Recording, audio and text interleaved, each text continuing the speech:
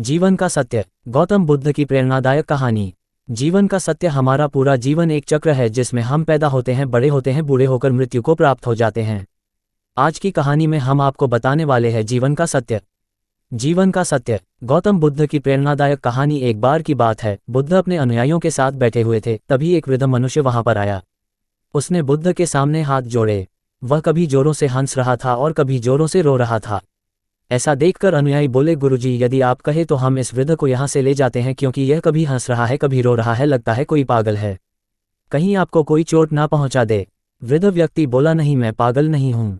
मैं हंस इसलिए रहा हूँ क्योंकि मुझे इस संसार चक्र का रहस्य पता चल चुका है, और रो इसलिए रहा हूँ कि यह मुझे वृद्धावस्था में पता चला है।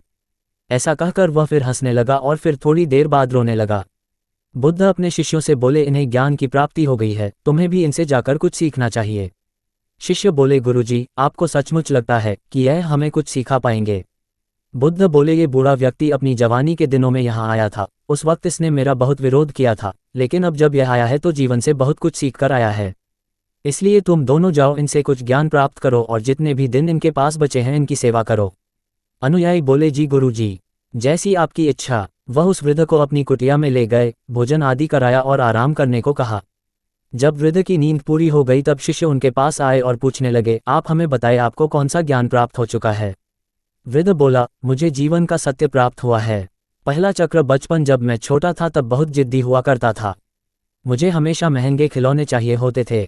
उसके लिए मैं अपनी माँ से बहुत जिद किया करता था। जब मेरी माँ मुझे समझाती थी कि मुझे इतने महंगे खिलौने लेकर धन को बर्बाद नहीं करना चाहिए, उसकी कदर करनी चाहिए, तब मेरे मन में यह विचार आता था कि मेरी माँ अगर मुझसे दूर चली जाए तो जो मुझे पसंद है वह मैं कर सकता हूँ। दूसरा चक्र, जवानी, जब मैं थोड़ा वयस्क होने लगा, मेरी शादी हो गई और मुझे एक पुत्र की प्राप्ति भी हो गई। भगवान ने मेरी इच्छा पूरी कर दी। फिर मैंने सोचा मेरा दूसरा पुत्र भी हो जाए तो अच्छा होगा। भगवान ने मेरी यह इच्छा भी पूरी कर दी। इसके बाद मैं अपने पिताजी के काम में सहयोग देने लगा। मैं चाहता था कि काम में होने वाले निर्णय मैं खुद लूँ। मुझे उनकी टोका-टाकी करना बिल्कुल भी पसंद नहीं था। मेरे पिताजी की तबीयत खराब हो गई, वह बिस्तर पर पड़े थे।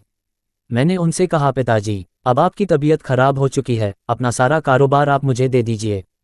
कुछ दिनों बाद पिताजी का देहांत हो गया। उनके देहांत के बाद मैंने उनकी इतनी भव्य यात्रा निकाली कि पूरी दुनिया देखती रह गई। मैं भीतर ही भीतर इस पर गर्व कर रहा था। मैंने अपने पिताजी की अंतिम यात्रा में इतना पैसा खर्च किया है। कुछ समय बाद मेरी माँ भी गुजर गई। देखते देखते मैं नगर का एक अमीर इंसान बन गया। मेरे पुत्र बड़े हो गए। मैंने अपने दोनों बेटों का विवाह कर दिया। इन दिनों मेरी पत्नी मुझे बुद्ध के पास ले गई। बुद्ध की बातें सुनकर मैं क्रोध से भर गया, क्योंकि मैं उनकी किसी भी बात से सहमत नहीं हो पा रहा था। बुद्ध कह रहे थे, चोरी मत करो, झूठ मत बोलो, ज़्यादा धन इकट्ठा मत करो, संयम से काम लो। उनकी यह बातें मुझे बिल्कुल पसंद ना थी, इसीलिए मैंने उनके खिलाफ लोगों को भड़काना शुरू कर दिया। उनका ज्ञान मेरे पूरे जीवन को ही गलत ठहरा रहा था। तीसरा चक्र, बुढ़ापा, वक्त गुजरने लगा और मैं बूढ़ा होने लगा। मैंने जीवन के अंतिम चरण की तरफ अपना कदम बढ़ाया। अंतिम चरण पर आते आते मेरी पत्नी ने भी मेरा साथ छोड़ दिया, उसकी भी मृत्यु हो गई। अब मैं अकेला अकेला रहने लगा। मैं ठीक उसी स्थिति में आ गया जिस स्थिति में मेरे पिताजी थे। मैं बिस्तर पर पड़ा हुआ था। तभी मेरे दोनों पुत्र एक एक करके आए और कहने लगे, सारा कारोबार आप मेरे नाम कर दीजिए, क्योंकि मैं ही इसको संभालने के लायक हूँ। जैसे मैं अपने पिताजी के पास गया था कारोबार अपने नाम करवाने, वैसे ही मेरे पुत्र मेरे पास आए हैं कारोबार अपने नाम करवाने। और इसके बाद उनके पुत्र भी मेरे बेटों के बूढ़े होने पर ऐसा ही करेंगे। जैसा व्यवहार हम अपने माता पिता के साथ करते हैं, वैसा ही व्यवहार हमारी आने वाली पीढ़ी हमारे साथ करेगी। ये चक्र आने वाली पीढ़ी हमारे साथ करेगी। ये चक्र ऐसे ही चलता रहेगा। यही जीवन का सत्य है। जो आपने अपने जीवन में किया है वैसा ही आपको भोगना होगा। मेरे बच्चे कारोबार के लिए लड़ने लगे, इसलिए मैं बुद्ध के पास आ गया। मुझे सब समझ तो आया, लेकिन अब मुझे ये समझ नहीं आ रहा कि बुढ़ापे में यदि मुझे ज्ञान भी हुआ है तो उसका क्या फ़ायदा है। वह अपनी बात समाप्त कर बुद्ध के पास पहुँचे। वृद्ध बुद्ध से बोले, बुद्ध, आपकी कही हुई हर बात सत्य थी, पर सत्य मुझे तब पता चल रहा है जब मेरे पास जीने की उम्र ही नहीं बची।